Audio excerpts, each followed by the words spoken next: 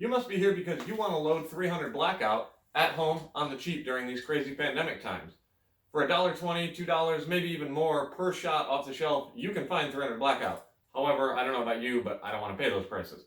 So I'm loading for about 50 cents or less at home per shot right now, even with pandemic times, still finding stuff. I'm going to walk you through how I'm doing it. Doesn't mean everybody should do it this way. It's going to be cheap. We're going to have to do some work. It's going to be slow. We're converting 223 brass. So if you're looking for the most efficient way to load, the best way to load, this is not it. This is the cheap way to load so that you can have a few rounds to shoot, even in the craziness. That's all I want to do. I just want a few rounds to shoot on the weekends when I'm going out to shoot. So if that sounds like you, stay tuned. All right, step one. Set your calipers to 1.3680, which is the max case length for 300 Blackout. Grab a piece of 223 brass, boom. And we're going to take about 12 thou off of this number. So come down to 1.56 or 1.356. So we're going to dial this in about 12 thou. We'll go 13 thou. The reason we're going to do that is because after we cut these to length and we send them through to get the correct, to shape the 300 Blackout case neck, it's going to actually make them longer by about 9 thousandths. So we're going to pull it in a little bit. Now we have the 223 brass. We have our correct measurement set here, accounting for the fact that it's going to get longer. Now what I do is I just take the open ends of the calipers with the nut locked down, set one end of the caliper at the base of the case, and then kind of scratch a line across the top.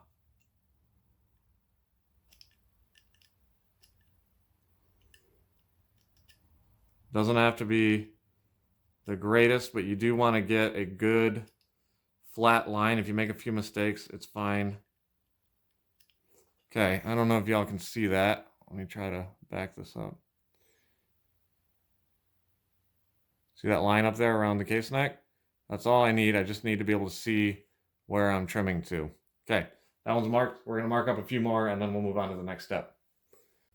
All right, for this step, you're going to need a table saw, or really any saw. You can do this pretty much any way you want, but this is how I'm doing it.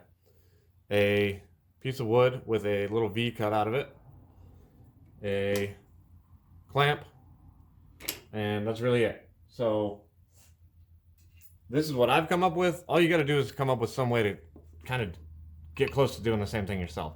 So I can see this line here that I scribed onto the brass. I don't think you all can see it on camera. I'm going to line that up flush with the end of this piece of wood. So I'll do that off camera and we'll move to the next step. All right, got the brass lined up flush with the end with my mark clamped in. So we put the block up against the edge of the sawtooth, and then we raise the saw up a little bit. We don't want it touching the brass when it starts. And then we're going to turn on the saw and raise the blade through the cut slowly, and then turn the saw off. Here we go.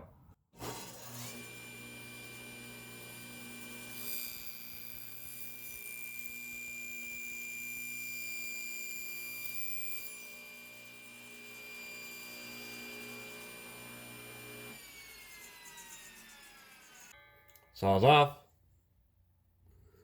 There's our piece that was cut. And here's our piece of brass, ready to get sent through the 300 Blackout die. Here's our 3 pieces that we just cut. Got to get rid of the burrs, so use your deburring tool. Clean up the case mouth. You just don't want to send it through the die with burrs on it. So we're going to clean all of them, and then we're going to send them through the die. Alright, I'm using the Hornady custom grade dies. I found them in stock at Mid-South Shooters. They were like less than 40 bucks. I like to cut before I shape so I don't have to pull the decapping pin out. But throw it in here. Probably should lube it up first, huh? Let's give it a quick lube. Boom. Send it through and out comes a piece of 300 Blackout brass.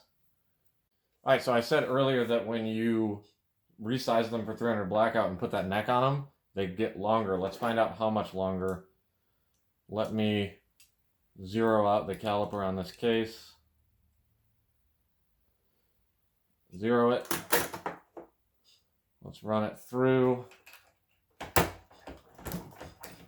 And we're going to see how much longer it came out here. This one only came out about 4.5 thou longer. I've seen them come out like 8 thou longer before when I've measured, so that's why we cut well under max case length, because they're going to grow like 4 to 8 thousandths. We're about to have to prime these cases, but first let's talk cost, because that was what I wanted to make this video about, or part of it anyways. At this point, I'm reusing either store-bought 300 Blackout brass or 223556 brass. Technically, those brass got paid for at some point. If you buy once fired 223 brass, you can easily get it for less than 10 cents a piece. If you're reusing your old brass, then I guess technically it's free the next time you reload it. So depending on how you want to think about it, we've probably got somewhere between like 5 to 10 cents per piece of brass here right now, or you could consider it free because you're recycling it. All right, let's throw these through the primer. I like to check the pockets, make sure they're open enough to accept a new primer. Boom, there it is. Easy as that. I'll prime them all up. As far as cost, I found a box of 1,000 small rifle primers at the local gun store for 50 bucks. It's still more expensive than it used to be, but it's way cheaper than Gunbroker. So that's 5 cents per primer. So let's say we got 5 cents worth of brass and 5 cents worth of primers. We're up to 10 cents right now on this piece. Which of these projectiles should go into our 300 Blackout? Those are good, but they're not super cheap. Aha! These are good and cheap. Very nice. How about powder? What kind of powder can we use in 300 Blackout? Oh, how about Blackout from Shooter's World? All right, guys, all joking aside, these are 220 grain cast lead bullets from Steel Valley Casting. They are coated with the like high-tech polymer coating. It's literally called high-tech polymer coating. Bought 75 bucks for 500, so that's 7.5 cents. So that's 15 cents per projectile for 220 grain Blackout at 15 cents per projectile. Way cheaper than any of the other options I found. So that was awesome. It took a while to come in. The lead time was like 6 weeks, so it takes forever. Just gotta wait for them. But I've shot a few of them, and I like them, and they're cheap. So that's 15 cents for the bullet. If we divide the powder out, it's like 2 pennies maybe per shot worth of powder. So 15 cents plus 10 cents for the casing and the primer. That's 25 cents. And let's say 2 cents for the powder. So that's 27 cents. Powder, primer, bullet, casing. 27 cents. All right, so the next step, which I actually forgot to talk about for a second, is to flare the case mouth. These high-tech coated polymer bullets, you'll strip the coating off if you don't flare your case mouths a little. So you can use a universal flaring die or expanding die. It's like less than 20 bucks. All I do is measure the case mouth before I expand it, zero it out, run it through the expander. Make sure you set your expander die up first. Run it through there like that. See if I got any expansion. I only want like 2 thou worth of expansion. Got like 1 thou there, so we'll try it again. Okay, there's 2 thousandths worth of expansion on the neck. Too much expansion, you're going to stretch your case mouths, and then, yeah, that just leads to shortened brass leg. So, check this. Drop it in there, make sure it looks like it's flared out around the projectile a little, which it does, and then we're going to try sending a few of these home. Mouth's been expanded. Case has some powder in it. Now we're going to put the projectile in.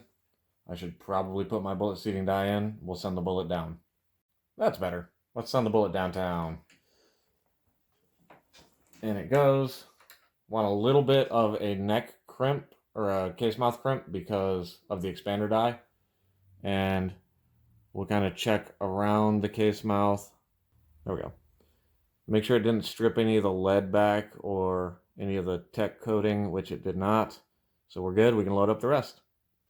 All right, so I should probably pause here and say that you need to chamber check these during this part of the process before you do anything else. So I'm going to take an empty mag, drop this freshly loaded bullet in there, or cartridge. We're going to do this safely. Make sure you're pointing in a direction where you're not going to, if you accidentally discharge, you want to be safe. I'm going to point it at the wall. There's nothing behind the wall. It's a concrete wall, too, by the way. Okay, so it's in there.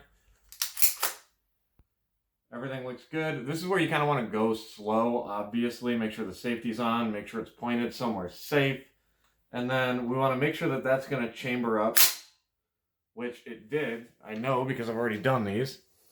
But you're going to want to check right in here where the bolt carrier comes up front.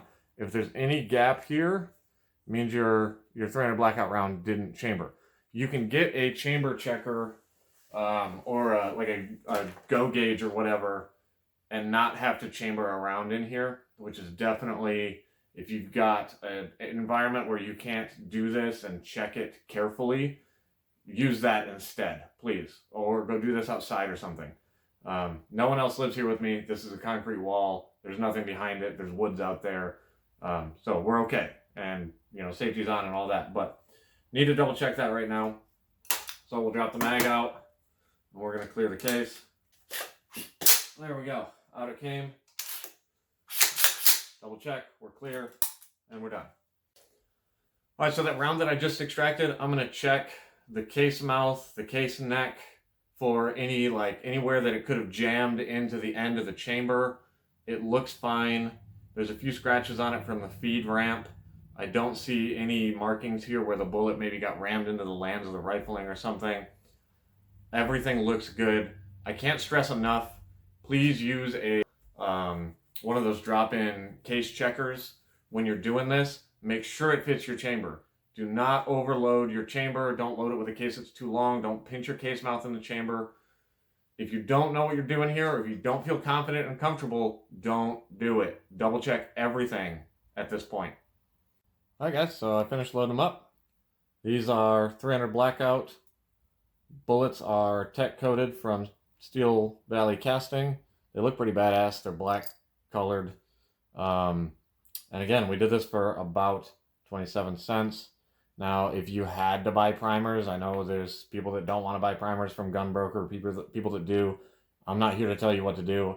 I'm just saying, if you can't find primers anywhere else and you buy primers, they're going for like $2.50 a box on Gunbroker, so that's 25 cents a primer.